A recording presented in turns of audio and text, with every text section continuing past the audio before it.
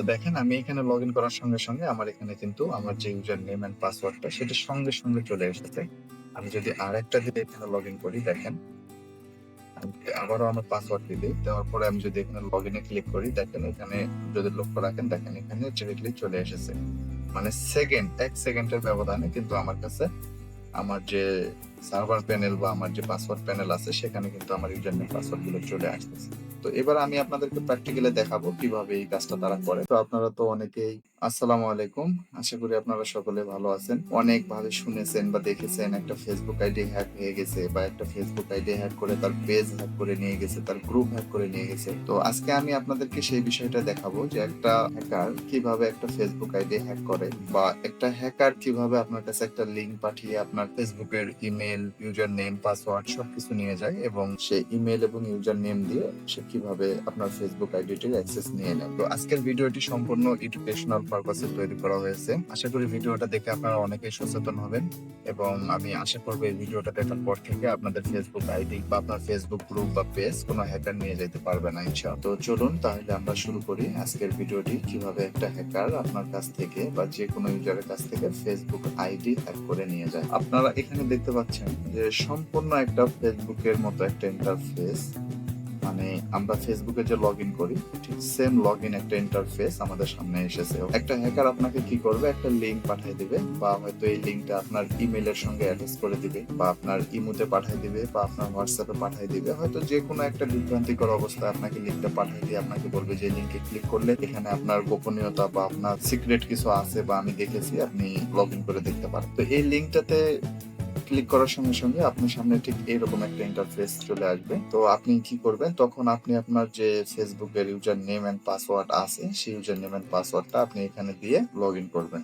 যখনই আপনি আপনার ফেসবুকের ইউজার নেম এন্ড পাসওয়ার্ড দিয়ে আপনি এই জায়গায় লগ ইন করবেন, এই যে আপনি এখানে ইউজার নেম এন্ড পাসওয়ার্ডটা দিয়ে যে লগ ইন করলেন, সেই ইউজার নেম এবং পাসওয়ার্ডটা সরাসরি চলে যাবে একজন হ্যাকারের কাছে বা একজন হ্যাকারের সার্ভারে। তখন সে হ্যাকার কি করবে, সেই ইউজার নেম এন্ড পাসওয়ার্ড নিয়ে আপনার ফেসবুক আইডিতে সে লগ ইন করবে। লগ ইন করার পরে আপনার যে গ্রুপ বলেন বা পেজ বলেন বা যেটাই বলেন, সে কিন্তু ফুললি অ্যাক্সেসটা নিয়ে নেবে। তো আমি আপনাদেরকে দেখাচ্ছি, মনে করেন যে এইটা আপনাদের হ্যাকারের লিঙ্ক দিয়েছে, তো এই লিঙ্কটা হ্যাকার কি করবে, আপনার ইমোতে বা আপনার হোয়াটসঅ্যাপে বা আপনার মেসেঞ্জারে সে পাঠিয়ে দিবে। তো মূলত যে ফিশিং সাইট গুলো হয়, সেই ফিশিং সাইট গুলোর লিঙ্ক গুলো এখন টেকনোলজি আপডেট হওয়ার কারণে অনেক সাইটে এগুলোকে ব্লক করে। যেমন আপনার মেসেঞ্জারে যদি কোনো ফিশিং লিঙ্ক পাঠাইতে চায়, সেক্ষেত্রে কিন্তু মেসেঞ্জারে কোনো ফিশিং লিঙ্ক আসে না। তো মেসেঞ্জার ডিরেক্টলি সেই ফিশিং লিঙ্ক গুলোকে ব্লক করে দেয়, এবং সে ফিশিং লিঙ্ক গুলোকে সেন্ড হইতে দেয় না। তো হোয়াটসঅ্যাপের ক্ষেত্রে যদি সে পাঠায়, হ্যাঁ সে হোয়াটসঅ্যাপে পাঠাইতে পারে, এবং সে ইমোতেও পাঠাইতে পারবে, এবং সে যে ফোনের যে ডিফল্ট মেসেজ আছে সেই মেসেজের মাধ্যমে সে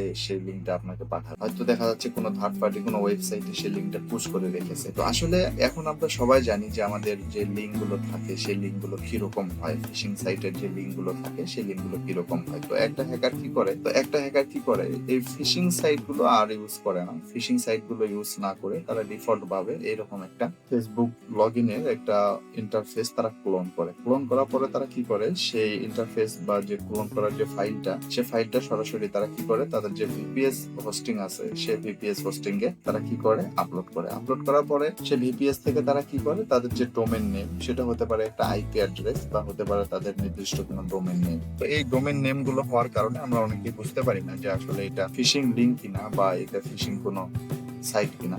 তো আমরা কি করি, আমরা হুটহাট সেখানে লগ ইন করে ফেলি। লগ ইন করার ফলে আমাদের ইনফরমেশন গুলো চলে যায় তাদের কাছে। তো এবার আমি আপনাদেরকে প্র্যাকটিক্যালি দেখাবো কিভাবে এই কাজটা তারা করে। দেখেন এটা একটা ফেসবুকের লগ ইন ইন্টারফেস। এখানে কেউ বুঝতে পারবে না যে এটা একটা হ্যাকিং বা একটা ফিশিং সাইট, যে এখানে আপনার ইউজার নেম এন্ড পাসওয়ার্ড দিলে আপনার আইডিটা হ্যাক হয়ে যাবে। তো দেখেন আমি আপনাদেরকে ডিরেক্টলি দেখাচ্ছি।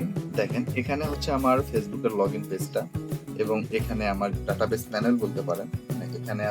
এখানে আপনি যে ইউজার নেম এন্ড পাসওয়ার্ড দিয়ে লগ ইন করবেন সেটা আমার কাছে চলে আসবে। মানে আমি গুগল শিটকে আমার ডাটাবেস হিসাবে ব্যবহার করেছি। তো হ্যাকাররাও ঠিক সেম ভাবেই করতে পারে, বা এটা করার অনেক উপায় আছে, যেমন ডাটাবেস থেকে করতে পারেন, মাইস্কিল ডাটাবেস থেকে করতে পারেন। আমি যেভাবে দেখাচ্ছি, আমি গুগল শিটকে আমার ডাটাবেস হিসাবে নিয়েছি, এবং দেখেন আমি যদি ফেসবুকের ইমেল আর ফোন নাম্বারের জায়গায় যদি আমি আমার এক্সাম্পল, আমি মনে করি যে আমার এইটা হচ্ছে ফেসবুকের ইউজার নেম, এন্ড আমি যদি দেখাই যে এটা আমার পাসওয়ার্ড। ওকে, তো দেখেন আমি এখানে লগ ইন করার সঙ্গে সঙ্গে ইনফরমেশন গুলো কিন্তু আমার এই প্যানেলে চলে আসবে। দেখেন আমি এখানে লগ ইন করছি, লগ ইন করার পরে দেখেন the page says log in successful with creative Shubho. Okay, আমার ইউটিউব চ্যানেলের নাম এটা। আমার ভিডিওটি যদি ভালো লাগে অবশ্যই চ্যানেলটি সাবস্ক্রাইব করবেন। তো দেখেন আমি এখানে লগ ইন করার সঙ্গে সঙ্গে আমার এখানে কিন্তু আমার যে ইউজার নেম অ্যান্ড পাসওয়ার্ডটা সেটা সঙ্গে সঙ্গে চলে এসেছে। আমি যদি আরেকটা দিয়ে এখানে লগ ইন করি দেখেন, আবারও আমার পাসওয়ার্ড দিই, দেওয়ার পরে আমি যদি এখানে লগ ইনে ক্লিক করি দেখেন এখানে যদি লক্ষ্য রাখেন দেখেন এখানে ডিরেক্টলি চলে এসেছে। মানে এক সেকেন্ডের ব্যবধানে কিন্তু আমার কাছে আমার যে সার্ভার প্যানেল বা আমার যে পাসওয়ার্ড প্যানেল আছে সেখানে কিন্তু আমার ইউজার নেম পাসওয়ার্ড গুলো চলে আসতেছে।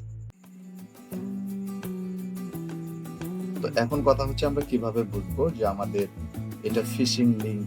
তো আসলে এটা আমাদের বোঝার মতো এখন পর্যন্ত কোনো সিস্টেম হয় নাই, কারণ এই লিংক গুলো বা এই ডোমেন নেম গুলো এক একটা হ্যাকার এক এক রকমের জেনারেট করে থাকে। যেমন ফেসবুকের দুইটা ও বাদ দিয়ে একটা ও দিয়ে ফেসবুক দিয়ে তারা ডোমেন নিয়ে তারা সেই ডোমেনে যে কোড আছে সেই কোডটাকে আপলোড করার পরে কিন্তু তারা এই কাজগুলো করে। তো আপনি যদি আপনার ফেসবুকের মধ্যে 2 স্টেপ ভেরিফিকেশনও দিয়ে রাখেন তারপরেও কিন্তু আপনি 2 স্টেপ ভেরিফিকেশন থেকেও কিন্তু আপনি বাঁচতে পারবেন না, একটা হ্যাকার যদি ইচ্ছা করে।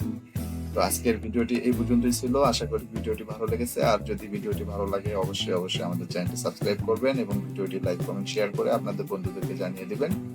আপনাদের বন্ধুরা যেন কোনোভাবে এরকম হ্যাকারের ফাঁদে পা না দেয়। এতক্ষণ সাথে থাকার জন্য ধন্যবাদ। দেখা হচ্ছে নেক্সট টিউটোরিয়ালে। আল্লাহ হাফেজ।